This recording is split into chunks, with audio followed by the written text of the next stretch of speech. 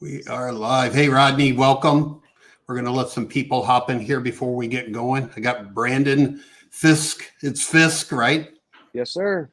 Brandon Fisk with us today. So let's get some people coming in. We're also, Brandon, like I said, well, this is streaming to also on YouTube and Facebook and some other places too. So. And to send out some emails. So we should have a few people show up here. Everybody, when you hop in, say hey and where you're from and all that stuff. I am in St. Petersburg, Florida. And Brandon, where are you in Texas again? Houston, Texas. Houston, right across Texas. the street from NASA Space Center. Oh, wow. It's been years. I haven't been to Houston since I was a kid. But I hear, I talk to a lot of people in Houston, and man, they've really done wonders with that city. A lot of people like it there. Constantly being developed, man. Tampa, Florida. I bet that's Randy. Chiming in from Tampa. Yeah, it's when I was a little kid, my family had a business where we liquidated hotels when they would close down or remodel or whatever. We would go into hotels and sell out all the furniture and fixtures and all that stuff. And we did when I was a little kid, we did a hotel in Houston. It was called the Rice Hotel. I mean, that was probably in the late 70s, early 80s or something like that, like that long ago. But yeah, I still remember being there. So remember it was hot. Oh yeah. Man, the temperatures out here are ridiculous. Yeah. It's crazy hot. All right, let's give a couple more minutes and we'll get rolling here. Everybody, hi, everybody coming in. Maureen from Michigan. Indiana. Guys, I feel sorry for you. It's cold up there today. I know it is. Because it's cool here. And if it's cool here, it's cold in Michigan. It's cold in Indiana. I was just watching a news piece on TV about all the Tesla. There were people having problems charging their Teslas in the cold up there. Yeah. Southern California. It's probably nice in Southern California, Laura. Maureen says it's freezing in Michigan. That's where I'm originally from, Detroit. So, but I'm glad I'm not there right now. Oh yeah, you're enjoying that heat now. Yeah, it's nice down here. We like it. All right, let's get rolling, everybody. I've got Brandon on here. Brandon's a member of the Wholesaling Partners community. And he agreed to come on the new Wholesaling Partners podcast and tell us about his journey. And the reason why I wanted to have him on is because he's new to wholesaling, like a lot of people. And he had, his first year, last year, I guess, in 2023, had really good success getting started and for a number of reasons, but I want to get into that with everybody or want Brandon to explain it to us. So let's start off by just talking about your past. You moved from Germany to America. So tell us about that. Why you don't talk like a German person. why you came to America and about like deciding over there to come here and get into real estate. So why don't you give us a little background real quick? Yeah, man. I'm an Army brat. I'm still 100% American, but with my father being in the active duty military, he was getting duty stations all over the place. So Germany was one of his first, and took me and my sister over there when we were young and lived out a happy German lifestyle for a very long time. When he got a new duty station, he actually went from Germany to Japan and left me in Germany. And I continued working for the Department of Defense when I was there and always listening to podcasts, just trying to figure out what I wanted to do. But I kept hearing little nuggets about real estate. All rich people own real estate. That's how you get your wealth. Every blah, blah, blah. And I didn't really know how to connect the dots. But over time, though, that seed just kept growing. And during the 2020 pandemic, the job that I had gave us a opportunity to kind of put our lives on hold. And I was on I think, the very last flight out of Germany before the borders got shut down. I stayed with my mom for a little bit, and my sister lives in Houston. So I moved over here. My mom's living in Alabama. That was boring. So I came over here to Houston, and then that's when the real estate seed really started developing. I would see bandit signs everywhere or for sale signs. And the girl I met, who I'm now engaged to, her father does a lot of work with the auctions, foreclosed properties. All right. So after kind of paying attention more and more and more, I was like, how the heck can I get involved with something like this? And as naive as I was back then, I thought everyone needed a real estate license to do stuff. So I just doubled down on that, started studying real estate. It took me a good year and a half, 2 years before I had a good foundation and I was comfortable enough to take the test. I passed first try, got my real estate license, and I was dabbling with that for a while. And I was meeting up with a small group of local realtors who were doing classes on, like, how to do an open house or how to read a contract, and it was valuable information, but I wasn't really, lifting off or getting my feet wet or really doing anything but learning. Right. And for a lot of people, I realized that kind of creates analysis by paralysis, or, you know what I mean? And I was like, what the heck do I do? Right. So I did some open houses. I met with sellers, met with buyers, and I helped out as much as I could, but it's a lot of work as a realtor, especially when you're brand new. Yeah. And actually, one of the offices that we were going and doing these meetups at, I noticed another guy who would come into the office every now and then. He'd have a little back room, and he was just kind of sitting there in his office and I did God knows what, I didn't think about it. But few weeks, maybe a month later, I saw one of his for sale signs actually, and I gave him a call and asked if we could meet up, hang out at the office for a little bit. I explained to him that I'm across the hall at doing these little realtor meetups. Right. And he invited me over, came in, we chatted for about an hour and a half, maybe 2 hours, just explaining to him, I feel like a pilot about to take off, and I don't want the direction to be wrong. Pilots change just 1 degree and they'll go a completely different direction. And that's how I felt, man. That's how I felt when I met him. So Stephen Hokie, man, if you're watching that, you're a freaking awesome mentor. He's been training me, keeping me under his wing ever since. And turns out he's also he's a disabled vet, and it kind of hit close to home with me, as my father is military. Sure. And yeah, makes got sense. a good military background. And not only that, we're both type 1 diabetics, dependent on insulin. And I was like, man, this is, So you have all that. yeah, like the stars are aligning here now. And So let me stop you for a minute though, because you said something really interesting. Because growing up in Germany, different real estate market's different there. Like, they don't have wholesaling and all the stuff that they have here. So like a lot of people, when you came back here, or, I kind of related to somebody that has heard about wholesaling or seen it somewhere, but they have no clue on how it works, right? That's where you started from, right? When you came here, what real estate is and what real estate investing is, but as far as the mechanics of it, like, you were starting from zero, right? Yeah, nothing. Yeah. So I just wanted to point that out, because a lot of people, in the community, on the YouTube channel, everybody watching starts at the same point, right? They know real estate. They might be read a book, Rich Dad, Poor Dad, right? Or listen to a podcast or seen a YouTube video, but they're coming in this cold, right? And they've got to follow a path like you did. So I wanted to point that out. Like, if you're on here watching this, Brandon started like where you started at, like ground zero, right? Not, he didn't grow up with a dad that, was a real estate investor or anything like that.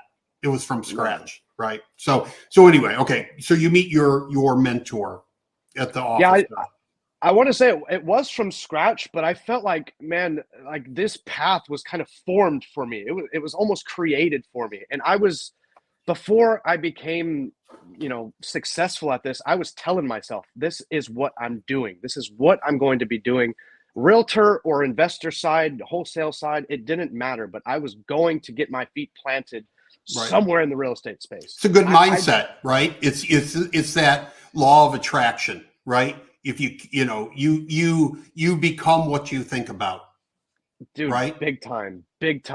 And so I also have a part-time job. I work at Costco, right? And during I have a morning shift. I work early in the morning. So every single day when I'd go and help set the store up, I'd be listening to podcasts.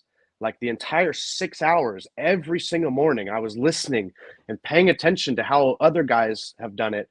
And now, not everyone has, useful information for me where I'm at, Mm-hmm. but a year later down the road, I remember things from those podcasts Sure.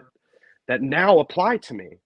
So I've just been constantly building this foundation of knowledge and real estate information that is so freaking useful to me now. And it's hard when you can't directly apply it after you learn it. But I'm thankful that I spent so long learning and reading about it, because now, like, I pull out information from the back of my head that I have no use for really, but you know what I mean? It's still bouncing around in there, right? Yeah. So I really feel like I've just been telling myself over and over again that this is where I'm going to be. And I can't stress enough that the stars just started aligning with all of the information that I was accumulating. It just started hitting, man. Like I was able to connect the dots a lot quicker than most people starting. I think. Well, I mean, everybody's at a different level. For some people, click really fast. I had, as I tell people, I had a background in mortgage and real estate and stuff. So although, I was a little hesitant going into wholesaling, it clicked fast for me, right? I was like, is this real? Is this, is it really easy, like people say, right? But it clicked faster for me because I was just all in, like you, right? I'm in this thing, right? No matter how it turns out. I'm going to be successful at this thing. And I think that's your attitude. And I would encourage people, to pay attention to that, right? It's a mindset thing. You can learn, you can buy another course, you can do all that stuff. But at a certain point, it's time to go, right? And we talk, about, did you suffer from any analysis paralysis? Did you, was there a point where you just said, okay, I'm done with this. I've just got to take action. Oh yeah. Like I think shortly after I got licensed, man, I was looking for courses and boot camps from Bigger Pockets and stuff. I was looking for these things. And the more I would dive into it, I would meet, one or two people that have, had success at this and was able to explain me a little bit. And I never actually bought any courses, never did it. I was just looking at YouTube videos, reading. I have a For Dummies book, that I would just kind of flip through a little bit here and there. I went to a few real estate meetups with investors and all kinds of stuff. I was just constantly putting myself in these rooms that I was very uncomfortable, very uncomfortable. And I think it was a fortune builder meetup that I went to where they actually try to get you to buy a course after the meetup is done. And then they'll even go and sell you a foreclosure list and stuff like that. And I bought one of those, man. I actually bought one, not really understanding what it would do for me, but I was like, I know I'm taking the right actions somehow, some way, right? Somehow, some way. And I didn't do anything with that list, but it helped my mindset stay where it needed to be, I think. And I shortly realized, like, people always talk about expired listings or foreclosed properties. And because my father-in-law has his hands in the foreclosures and auctions, I had asked him to bring me along, and I got a firsthand experience with what the auctions are like. I was going and raising my bid number and trying to help him acquire some properties. And when after he would lock one up and buy it right there on the spot, he would take us over to the property he just bought and then finally see the scope of work that would be needed to take down this property. So I had like a really unique first kind of experience in that area. But man, like I said, the dots just continued to connect. I was putting myself in these rooms and I didn't know what I was doing, but I knew it was the right step. And Yeah. I can't stress that enough. I knew I wanted to be here, so I just made it happen. Let's talk about that. We talked about that before we started, but and we agree that, again, back to the community and why I started the community, you have to be around other people doing this, right? And with your father-in-law, with your mentor and all that, it's, you put yourself in a situation where you were surrounded by people doing something that you wanted to do. With my scenario, as we talked about, I started inspecting houses, and then I was rehabbing houses and all that. But I ended up in a scenario where I was surrounded by people that were in the business. And that's what I'm trying to encourage everybody to do in this community. You've got to associate with other people that are doing this thing. You can't do it alone. Right. Like some people can, like if you like a fluky thing, where you're just really good at sales, really good at, whatever, you can do it. But real estate is a team sport, and you've got to surround yourself with people that are doing the thing that you want to do. So tell me, so I don't ramble too long, but tell me how instrumental that was for you, having those people around you. Do you think you would have had the level of success you had last year, or even done any deals if you hadn't had those people? Certainly not. For me, it really came to the accountability. Like, because I was surrounding myself with these kind of people, I wanted to show them that I wasn't all just talk. Like, I wanted to go out and do something and provide value to the people already doing these big things. Mm-hmm. Not that it would be much value, but I showed them that I was continuously showing up and continuously looking to better myself so that I can be more valuable to these kind of situations. Right. And it's really just that osmosis that you're talking about. Because I'm going there, they're not wasting their time, but they're giving me their time to help show me something. I felt like I had to step up and show them something. Like, what am I going to be able to bring to the table? And it's really hard to think like that early on. But I mean, we all have time on our hands, and a lot of people will, I still did all this with a full-time job. And a lot of people will get home, be tired, and not really want to do anything. But if you have those other people that are kind of breathing down your neck, watching you, or hoping that you're going to do something with this information, I don't want to let these people down. Right. You know what I mean? I don't want to make them feel like they've wasted their time. Right. So let's talk about, I want to talk to everybody about that for a minute. If you were doing something else, say you're an automotive worker, you're in Detroit, you work at General Motors, okay? And you want to do something like, get into real estate, get into wholesaling. But if none of your friends do it, all your friends work at the auto plant, and your wife doesn't do anything like that, maybe, or your husband or whatever, they've got a different kind of job. They want you to come home and just hang out with them on the couch, right? They're like, come home, watch TV. We'll put on some Netflix. We'll watch a movie, and then, on the weekends, we'll just hang around the house and, do yard work or something like that.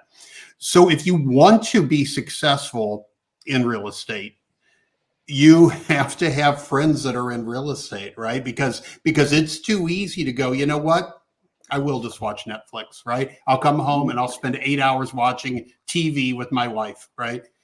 Do you agree? I mean, like, you've got to have those other influences in your life. It's such a must. Yeah, it's such a must. And for the people that do have that situation, that issue, maybe their wife does like to hang out and just watch Netflix. You may not think you have the time, but you have to create the time for yourself. For me, it was drives to work. I'd drive to work 20 minutes right there. That's a podcast I could just devour, get some sort of bits and pieces of information. And it's happened often that I'll hear somebody on the podcast that is local to my market, and I'll reach out to these people and just to ask a few questions like, hey man, how's your current deal going on, or whatever. And I get a little bit of pieces of information through those conversations too. And they'll say like, oh yeah, I'm doing land deals or whatever. Like, oh, I actually have a buyer who's doing land stuff too. Maybe if I can connect you two, you all have a better relationship for what you're trying to do. Right. I could be a connector for that. I don't know. There's little bits and pieces that you can always be doing to help better yourself. Yeah. I think you've done, from what you've told me, you've done a very good job of balancing your life. You've got you're in a relationship, you have another job, right? You have a lot going on, right? So you've done an excellent job of balancing that, but still being involved in real estate, right? Because I'm sure, are you married, right? You said you're married now, or is it still a fiance? We're getting married in May, actually. Getting married in May. Okay. So I'm sure there's days where she wants to watch TV or Oh yeah, Netflix, or right, whatever. So you can I still do that, right? You can do that, but then still have time where you engage in real estate, do some calls or whatever, right? it's all about boundaries, like certain things. I've cut a lot of things out of my life that don't really apply to me anymore. I was a big skateboarder in Germany, and that's all I did. It devoured all my time. But that's one thing I had to let go to move forward in this, and Yeah. just like watching a lot of TV. I used to, everyone watches the fair share of sports or TV shows, and that's another thing. Like, I have a lot of time on my hands, but I cannot let it go to waste with what I'm trying to do. Yeah. So I've created a lot of boundaries in my life to make everything in this industry possible. Like, I still go to bed early, I still wake up and go do my job, but I have carved out times throughout my day, because my fiance, she gets off at 5. I do want to spend time with her and devote all my attention to her during those times. But she also knows if I get a phone call that's important about a deal that we're trying to work on, she's she blesses me enough that I can take these calls and put my attention on that too. So Right. we both have a clear understanding on what I'm trying to do, and she helps me tremendously throughout this too. It's good to have a partner who has a good understanding of what you're trying to do Yeah. too. That's huge. And So, like, to give you that support that you need. You can't abuse it, right? You can't yeah, abuse that. Like, if they're understanding still keep it in check, right? Don't spend 50 hours a week ignoring your spouse because you're doing something. But it's oh, you nice when can't. you have somebody that understands what you're trying to get at. Exactly. And Right. I've devoted, like, Sundays, for example. I don't like to do too much work on Sundays. It always happens, in the business we're in. But I really tried to take all my attention off the wholesaling, off the real estate stuff, and just focus it on her and the family, like, really Yeah. pay attention to what we got to do to get to our relationship to the next level. But yeah, you got to have boundaries in this space for sure. I have my silencer on, like my notifications silenced in the nighttime. Yeah. It's just the boundaries you choose, and work around those and stay true to your boundaries too. I've Yeah. been I've been overwhelmed in this space too, where I'm working on 6 different files or something, and I'm bouncing around trying to talk to this person, that person, this person, and then I don't have any time in the evenings to spend with my fiance. And I just have to create those boundaries in the real estate space and in the relationship space to make both of them work synonymously. Yeah.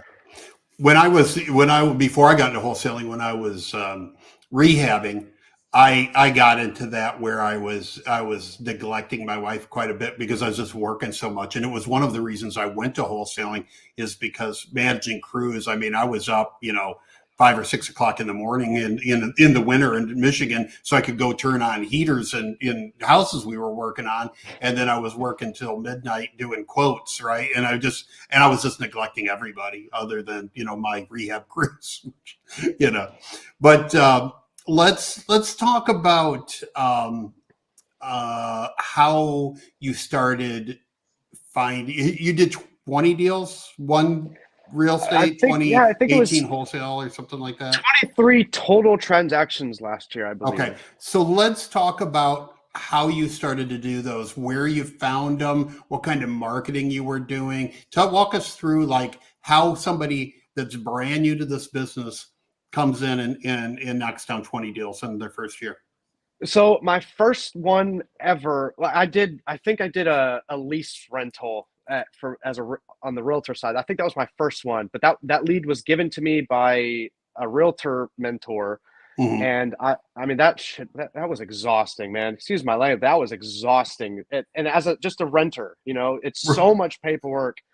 And that was kind of almost a kick in the teeth for me, man. So, like, is it going to be like this every single time I'm trying to make money? And so the first wholesale deal, actually, that was a lead that my like super mentor, Steven, had acquired. And he walked me through that one. So I didn't really get to see how he captured that one. Mm-hmm. But shortly after, we were doing driving for dollars. Okay. We were driving up and down the streets of certain Houston neighborhoods, like the ones that move, the neighborhoods that really move properties. So we were doing driving for dollars, and we found a property that looked like it needed work. We knew it needed work, and we just reached out to him a couple times. And I think after like the third follow-up, they were like, all right, we're ready to move. We're going to get this house sold. Can you guys come out and see it? Let me know what you'll be willing to offer. So me and Mr. Steven, my mentor, went to the property, had a great conversation with the owner. I kind of let him do most of the talking. I was learning every day, but watching somebody do it and have those conversations with somebody, it goes so far, man. Because I was able to take little things that he was saying and apply it to the conversations I'm having today.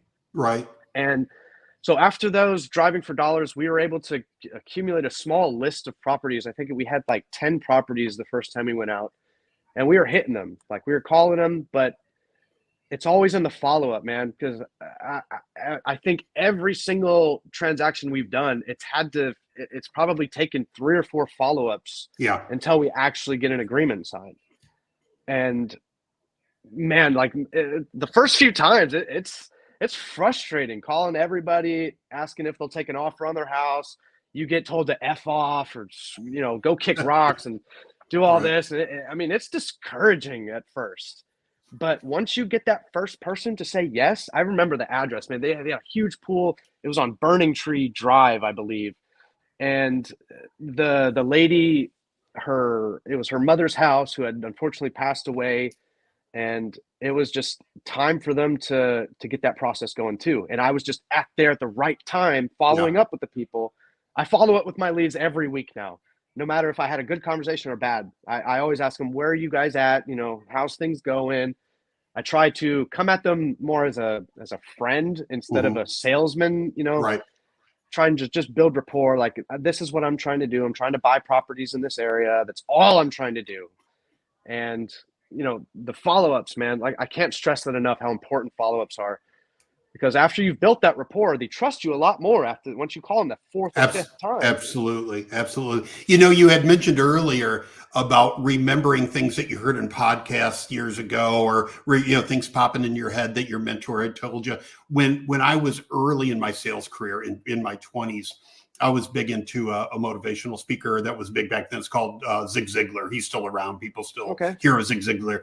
But one of his quotes was, you can have everything you want in life if you just help enough other people get what they want. Right. Mm-hmm. And it's in my head. It will never go away. So, and that rings true in real estate, right? If you call somebody and they're mean to you, they're dick to you, they could have something else going on in their life, right? They lost somebody. It's a probate house. It's, they've had bad tenants, whatever, so don't take it personally, right? Do like Brandon says, follow up, build rapport and all that stuff. Eventually, there's going to be probably a good chance that you can help that person, right? That's what we're doing. We're helping people with distressed houses get out of a bad situation. We're helping investors find good houses that they can, flip or, rehab and rent or whatever. So just, keep that in mind, right? I just wanted to touch on that since you said it, but build those relationships, follow up with people, and do all that stuff. So yeah, I've really learned to come at this business like you're trying to provide value. Like not everybody really realizes that right away. They're always thinking about the paycheck. How much money can this deal get me? But the mentality that's really helped me is, how can I help this person realize that they need help? Yeah. Like, we deal with some foreclosures quite often, and I always call them, I always think it's like an ostrich, hiding their head in the sand until that creditor comes knocking on your door. Yeah, for sure. Yeah. So I try and explain to them like, hey, you may not know of this information, but your house is on a foreclosure list. I don't know what your plan is when the people come and knocking, but I'm here with a cash offer to help you out right now. I will Yeah. help you. I'll help you through the whole transition to get you where you need to be and comfortably, and Yeah. just explaining to these people sometimes over and over that I'm here to help you. Like, don't be upset. And that's just really a strong mentality that I've had to develop for myself, because I came into this business looking to make money too, but that's just not the right way to go about it. You always have to be providing value to the people you're Yeah. talking to, no matter if you're going to be a good fit for them or not. I talk to a lot of people that I won't be a good fit for. They're trying to get retail value for a house, and Hmm. I can get that for you, but it's not going to be in the way you want it to be. Like, I know you want to be done with the property in 2 weeks, but this cash offer can do it, or we can sit Yeah. it on the market and let the buyers decide. It's just human nature for us as real estate people or wholesalers. It's really easy to get into this, what's in it for me mindset, right? I'm just trying to get a deal. I'm trying to get a deal, trying to get a deal. Take a step back from that and really think about the people that you're calling on, right? And what you said about people sticking their head in the sand on foreclosures. It's true. People, when people, they start getting calls from the bank, they start getting like the FedEx things taped to their door, you're in foreclosure. Yeah. These people just shut down, right? I don't want to Mhm. hear it, right? Same with, tax delinquent and all that stuff. They don't answer the phone. They're not looking at the mail. They don't even open the letters anymore, right? I just don't, if I don't look at it, it's not real, right? So keep that in mind with everybody you're talking to, be it probate or foreclosure or tax delinquent or whatever, divorce, all that. These people got some shit going on in their lives, right? And you've got to be the person that, that's there and says, you know what, I understand, like, you don't, you just want to look the other way, but I'm here to help you. Right. So if I can help you, be it, I'll give you a cash offer. We'll get, if you don't want to do that, if the house is, nice and you can get top dollar, let's get you an agent and get it on the market. If you want to rehab it, I've got a good rehabber that I can refer you to. Be the solution guy, because people don't want to manage their own manage their own rehab. They'd rather just like get rid of it, but still make the offer, right? Like, do you need the grass cut? Like, the grass is 3 foot tall, right? Can I get you somebody to come cut the grass or shovel the snow or whatever, and be that guy for them, right? It's so true, man. Like, it's so true. Just trying to find what the person's problem is will almost always get you to the next step of that deal. Like, what's your problem? What's going on? Why can't you move forward? Right. And, it's like a sibling or something being a tenant in this house or whatever. Right. And you're like, okay, well, this tenant's been there for so long, not paying. Maybe we can help get them out and find them a better place to live, Yeah. And, we've paid tenants out to get out of the properties, and, nobody enjoys doing that, but it helps move things forward. Yeah. And the sellers will appreciate that you're trying to help them. We've put, belongings in a storage facility for a couple months, and the amount of thankfulness that these people receive or want to show you for doing something like that. People expect investors like us to just give them a cash offer and steal all their equity. Well, no, I'm not trying to do that. I'm trying to realize the opportunity here that most people aren't seeing. You Mhm. have, a $10,000 roof that needs to replace, but you're living in there comfortably. Eventually that roof is going to give out and you may not be able to afford it, but Right. I can at least help you get through the situation, you know, whether it's help you get out of the house and move you into a better one, or help get a roofer over at a discount or something. You're always going to be providing value to these people. And so they'll look for you as a person that's willing to help always. And Right. that's like really like night and day between a lot of people. I could What see, what you did, what you just said, for everybody on here, what Brandon just said is a way of negotiating. Okay, if because people always want top dollar for the house. Like, what do you want? What do you want for your house? Well, the guy down the street just sold for 200,000, so that's what I want. And then then you have to have that conversation because you've already walked through the house and it needs a roof, and that 3 slabs of the driveway have to be replaced, and it hasn't been updated since 1950. And, so you've got the list of things and you go, yeah, I completely understand that. You're in a great neighborhood, and the house on the street's really nice and all that stuff. But here's the thing, right? That house, 200,000. But you need a roof, and that's 10 grand or 8 grand or whatever it is. And I've got to replace some of the driveway, and that's going to cost me $5,200. And then you work them down, right? And you show them where you're going to have to spend money at this. And then then you're like, and then it's also, me managing the project, and I've got to have a little bit of profit margin in here to make it worthwhile. So, with that said, I can give you 120,000 is what your house is worth, minus all these things. And then people get that, right? I mean, like, big time. If you just say, I'll give you 120, they're like, get the heck out of here, But if you explain it to them and you have it written down on a piece of paper and you go like this and this, seeing is believing. And when they see the numbers and you subtract it from that 200, that's when you get to, this is what your house is worth. So true, man. It's so true. I watched my mentor do this at a property not too long ago. He pulled his calculator out and did all the math with the repairs right in front of him. Right. And at the end, the seller was like, "Oh, well, that makes a lot of sense." I think he was wanting like 200 grand or something, and the house was only worth, I think it was like 230. So we're like, we're going to end up losing money right on day one if we end up buying a property at your 200. So for us to be comfortable buying this, we pulled I watched him pull his calculator out. He went over like, the roof is going to cost this much, foundation is going to cost this much. And if I pay all that, I'm going to end up way over on the property, and I won't be able to make money. I'll be at 280 instead of 200, right? I mean, let's go back to your marketing. Have you found all your deals through Driving for Dollars? We've done a few different things, man. Like I've gotten some referrals too because of other people that I've worked with, and they appreciated how we did the business so well.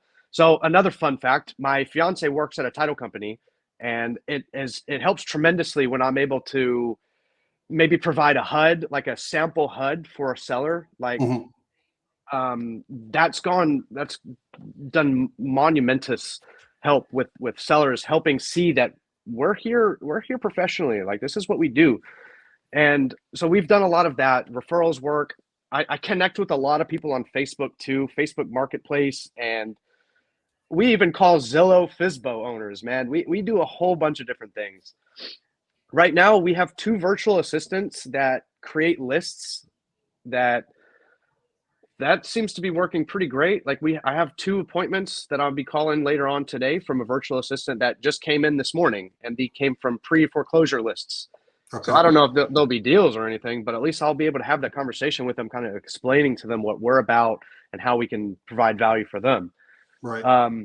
The Facebook market, are you going into like the local buy-sell trade groups and putting the posts in there like, hey, I'm looking for a house that needs work kind of scenario?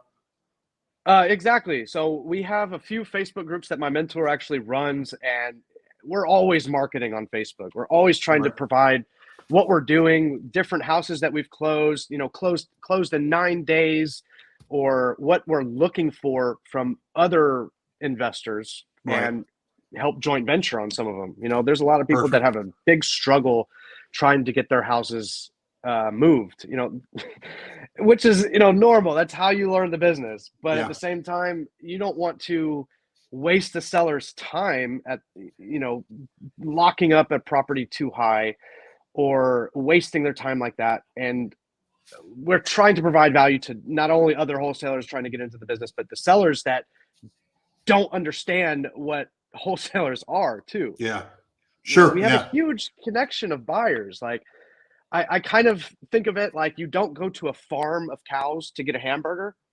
You got that cow has to go through the work and. Oh no, we lost Brandon. Oh, there you hear me? Yeah. Oh, I was getting a phone call, man. Sorry. That's okay.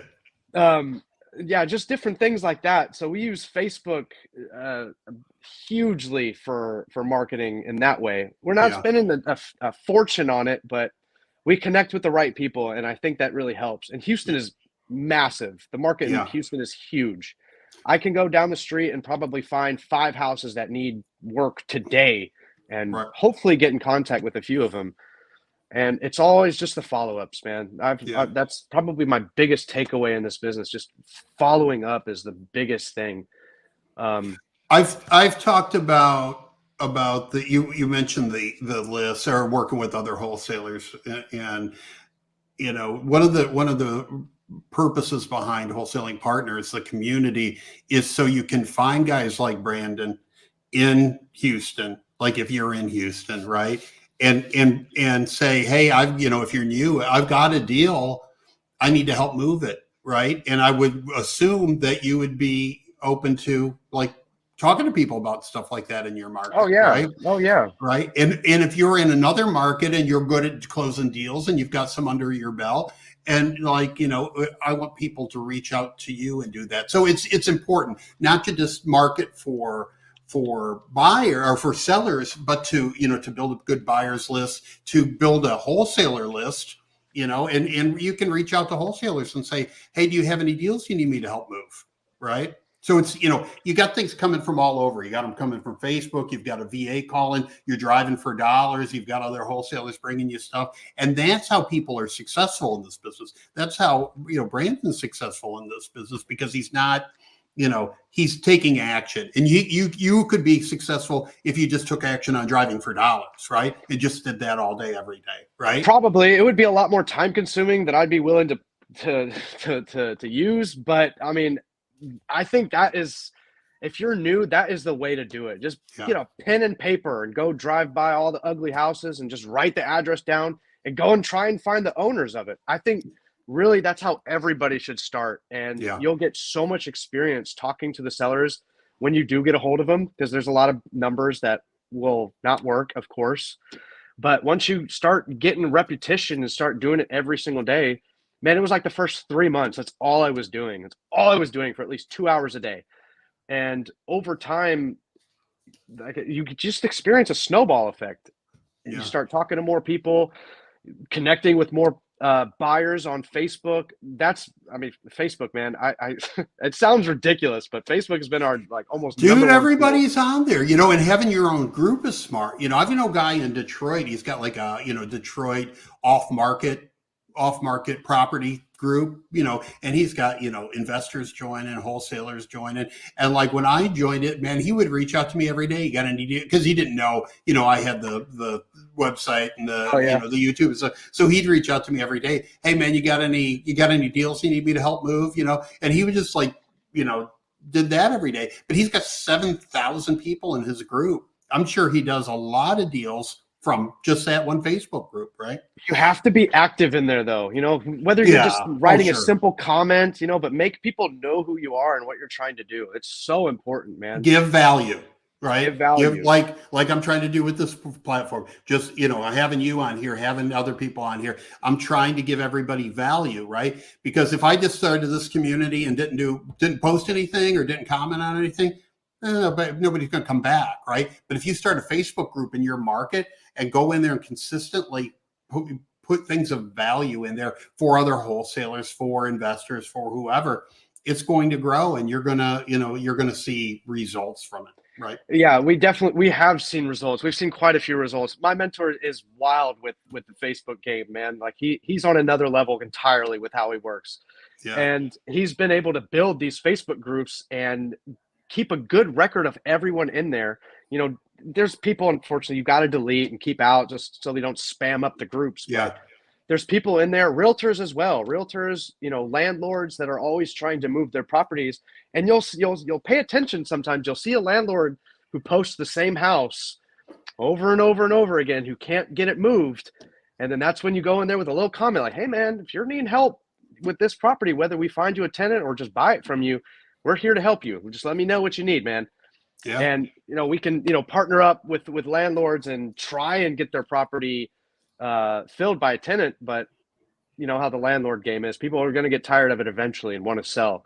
So we're being right there front of line for these people every single day. So you guys, I'm doing a call this Friday on email marketing. But guys, you think about it, if you have if you start building a group like that and take the extra effort to do something like that, and you have a list of landlords, and you have a list of fix and flip guys, and you have a list of realtors, and you have a list of wholesalers, no matter what the scenario is, you can help.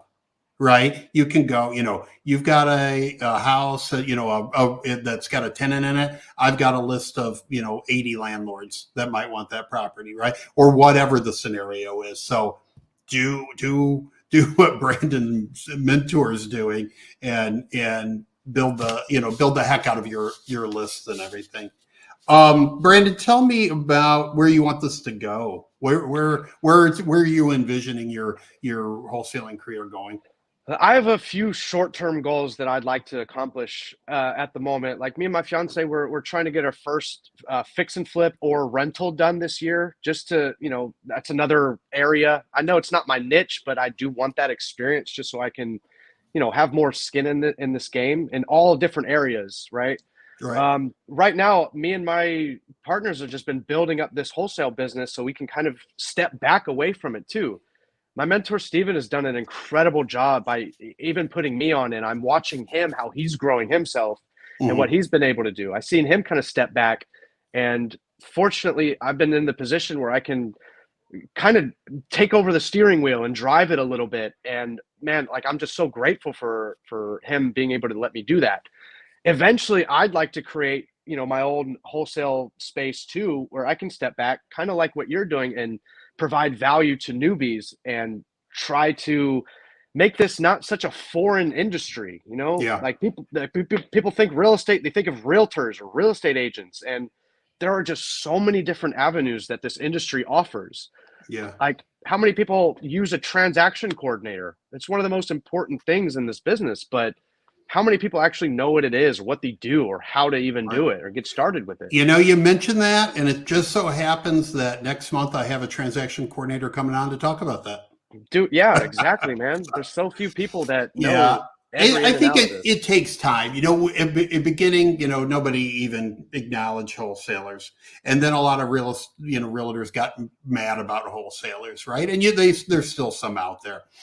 But now, as time goes on, things change, right? And now you've got a lot of realtors that are also wholesalers, right? So it evolves. And I think in another 10 years, wholesaling is going to be, it's already commonplace, but it's going to be very accepted, right? It's just like there was real estate agents and real estate investors. Now it's just going to be agents, wholesalers, investors. It's evolving to that. So it's not going away. A couple of states, they've passed laws where they want you to be a licensed realtor, do wholesale deals. You can still do them through transactional funding or some other ways, but it's really, I think it's more about the, National Association of Realtors just wanting their piece of the pie versus like caring if wholesalers are licensed or not. Because there was a lot of transactions going on all of a sudden that they're not a part of. And they're like, hey, our members aren't making any money on these wholesale deals. So, you need to be a wholesale, you need to be a realtor if you're going to be in it. So I do think it's helpful being a realtor as a wholesaler. Like I carry my license and I don't plan on giving it up. It just makes us in this business that much more legit and trustworthy. Like I can come at you all day with the cash offer, but if you're really wanting retail, I can say like, I can still list it. We can list it for you. Let's do that then. And it just makes you a little bit more trustworthy in this space. As I've never ever discourage anybody from getting their license. It opens up more opportunities. You can sell retail. You can do those things. You can get access to the MLS if you do that. And it's never bad learning something. You've got a real estate, like when you go to a real estate course, it's mostly, if not all, real estate law that they teach you. It's not how to sell. It's not how to sell real estate. It's just like, here's what you don't do. Right. So, but which is never a bad thing. So, I don't discourage it. So, Yeah, I'm excited. I'm excited to follow your career and have you a part of this and the community, and hopefully get some people to work with you.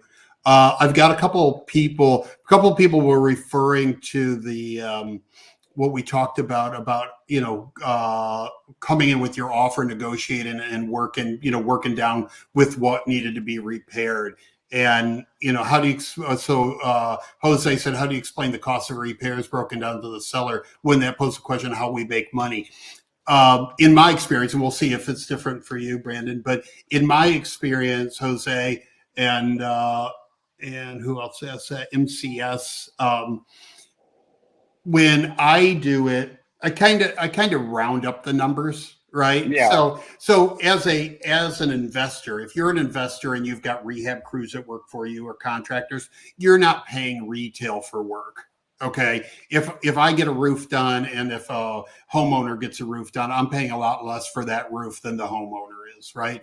So because I'm using guys that don't do a lot of advertising, they're just a crew, it's not through a company, all right? So I'm not paying the general contractor and all that. So I can use like retail numbers, which would be the numbers that they would pay, but I'm not paying that much, right? So the numbers that I give are a little padded, right?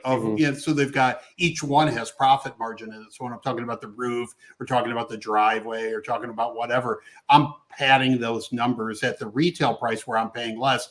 And then I will say, and then I've got to make a little bit profit for my time. So, and I might throw a number in there like 20 grand or something like that, right? So you add all those numbers up, and if you've got a $5,000 cushion here and a $2,000 cushion here and a $25,000, then you get to your number, right? So I mean, what do you do when you negotiate like that? How do you explain that you're going to pay for those things and then add some profit in there? Yeah, that's a good question. I use a rehab estimator, actually. So Okay. I go through, I take a bunch of photos of the property, do a little walkthrough video or something, and I'll go back home before I write up my offer, and I'll put a rehab estimator up. It's got all the numbers in there. You can follow it directly. And yeah, I mean, we estimate big time. It's not going to be perfect. I've even learned that most contractors have their own subjective opinions on what it's going to Sure. cost. Yeah. So I always give an estimate and tell them, like, look, we're a real estate business. We're here to make money. And we usually do it when we buy the properties. And that's why we need it at such and such price. Here's our rehab estimator on kind of what we're expecting to pay for the rehab to get it to the retail value. And that usually helps the understanding it. I still tell them, like, we're going to pay all the closing costs at the title company. You're not going to have to deal with the realtor fees. So this number is what it is. But for us to make it happen, we have to have it at a discount, Yeah. And unfortunately, that's just the way it is. You're paying for the convenience of selling it. And everybody, if you're confident when you talk to people, and you're not like nervously explaining it, right? You're like, oh, well, we're going to make a couple dollars. I hope you're not upset. You don't want to do it like that. You're like, right. This is what it is, right? We do this every time. Here are the repairs. We've got a 10 or 20% profit margin on top of that we have to pay for managing the project and, and all that stuff. And that's what it is, right? And if you do it confidently, nicely, but confidently, they're like, oh, okay, right? But if the second you go, maybe we can do a little less, then you've messed up your you shoot yourself in the foot that way too, man. Like, I've learned that being a pushover in this business does not get you anywhere. Yeah. I've had to go back and renegotiate numbers that don't work for us at all, and that's just going to piss the seller off. You're going to them with a price you originally had under contract.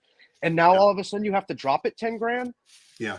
They're not going to appreciate that. I mean, it happens, but here's the thing. And you mentioned this earlier about wholesalers putting something under contract at too high of a price. Okay. And it's because of that, right? Because they're excited, and I'm going to get a deal. Like this person said they want to sell. I'm going to, here's my contract. I'm going to fill it out and I'm going to get this. Be willing to walk away from a deal. If it's not a deal, don't sign the contract. Right? If it's not a deeply discounted, a property, don't do it. If the person's like, Oh, it's, I want 200 grand and the house next door is all fixed up and it's sold for 205. Don't do it. That's not a deal, right? Don't, right? So you have to have this conversation, right? It needs work, right? It needs, there was a fire in the back bedroom. We've got to rip out the drywall. We got to do all that stuff. It's going to cost money to do that, right? Either you can do it and spend all your time and your money trying to figure it out and put it on the MLS after you're done and sell it. Hopefully you did it right and disclosed it right and got the right permits and all that stuff. Or you can let us do it and don't worry about it and just take the money and go. And, yeah, it's a little bit less than you wanted, but then you're not taking on something that you have no experience doing, right? So well said. Yeah, so well said. Because a lot of people, we've had this situation where a person will buy an investment property thinking that they're going to hire a contractor team and pay all the materials themselves, and then quickly realize how underwater they are. And now they can't pay off the hard money loan, or now they can't pay this or that. Right. That's, when people like us come into the play and say, look, I see you're struggling with this. What can I do to help you right now? Yeah. And sometimes they'll be like, I just want to be out of this. I did not realize that I was biting off more than I could chew. Yeah. Like, okay, well, let's run the numbers real quick. What's your ARV? How much have you put into the house? How much do you owe? And then try and find a number in the middle that works for both of us. Yeah. I don't want to lock up a contract that I'm only going to make $500 on, It happens, but I want to help you see this through, but I don't want my time to be wasted getting it all done for you either. Yeah. And just once you lead with that transparency, people appreciate that so much more than bouncing numbers around, saying like, well, I'll take it to my guys and see if it works. They want that fast and speedy. They're in a bad situation and they're looking for somebody to be the solution and be confident that there's the solution. And, you hear these stories about somebody getting a contract and then they're like, my seller signed the contract and then they ghosted me, right? Now I can't get them back on the phone and all that. It's because they just wanted you to go away. And they didn't know how else to get rid of you. You weren't confident. They were never sold on your price or your offer or whatever. And they just wanted to get rid of you, right? So when you're talking, and this takes practice. I don't expect everybody to be, a good negotiator right off the bat if you've never done this before. But you have to try to be confident and you have to be honest, okay? So don't go in and say like, oh, like Brandon when he started. He didn't go in and say, to a seller, oh, I've done, I do hundreds of deals a month and, I would venture to say he was just him, Yeah. Hey, I'm doing this business, like I'm doing, we're out here, getting dirty, trying to learn the business and all that. And, we can help you. I work with an investor, and we can get the deal done. Right. Yeah. I have two things to say in that area though. I think borrowed credibility with my mentor, Steven, has helped me tremendously. Sure. I really think like his confidence was able to lean on me a little bit and make me feel more confident and make me feel like I've done just as many deals as Mr. Steven has. That's not true, but hearing him talk about it and explain it over and over again, I can take the things that he said and, be the filter to the seller that I'm talking to. Now that could be a double-edged sword because he may ask me something that I don't know about an experience that Mr. Steven has had that I haven't had. Right. But that's when I just have to be transparent. Like, yeah, I've never been in that situation, but a good partner of mine has, and I bet he has a good insight on what we can do to help through that situation.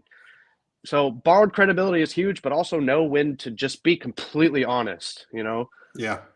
I think people can read people and if that's always a better scenario, like you said, in your instance, you have borrowed credibility. If you team up with somebody, you can do that. If you have, cash buyers that are, you've built relationships with, then you can borrow some of their credibility.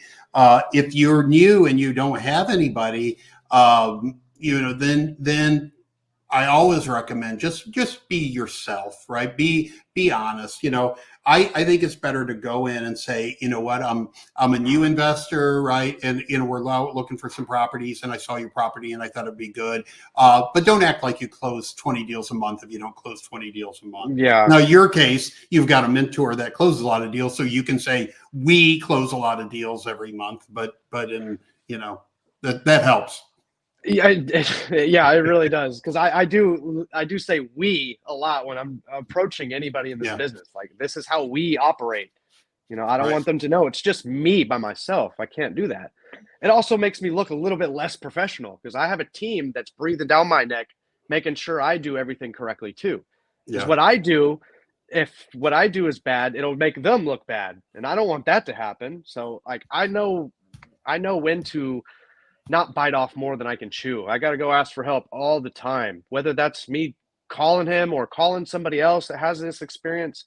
I'm on the phone all day long talking with people, sellers or buyers or just other people that have done this business for so long. It's so important. Just like those little 5-10 minute phone calls you can make. Most people in this industry would be happy to jump on the phone call with you. It's fun. We talk all day long to people. That's what we do. So just asking people for help and seeing where they're at. I mean, it's incredible to see the different scenarios and different stories that happen in this space. Yeah. We're all trying to do the same thing, Yeah. You guys, it's so important. Again, we're part of Wholesaling Partners. Find people near you and start talking to them, start having the conversations and start partnering up and going having coffee and going to RIA meetings and immersing yourself in this business, right? That's why we're here. That's why we're here, so we can all learn. Brandon, any final words for everybody? Man, stay determined, man. This is a hard business to stay in. It's a hard business it's an easy business to get into, but it's a hard business to stay in. So just get a routine, develop repetition, and just don't stop it until you get momentum. Once that momentum comes, it will snowball and snowball and snowball. And then you'll be able to look back like me and realize that, I just been doing the same things every day, but I have a little bit of success in this because of the repetition that I've been. Dude, you got more than a little. You're doing great. You've got more than a little success. You're doing it. So, thanks for coming on. I appreciate you doing this and giving everybody a little bit of inspiration that they can get it done too. If any of you are in Houston and want to connect with Brandon, he's on the platform. Just search his name and he's going to come up. I'll put this video in the partner interview library. So if anybody wants to watch the replay, it will be there for you. Awesome. Thanks, Mr. David. All right. I'll talk to you soon, man. Thank you. Thank you, everybody. All right. Bye.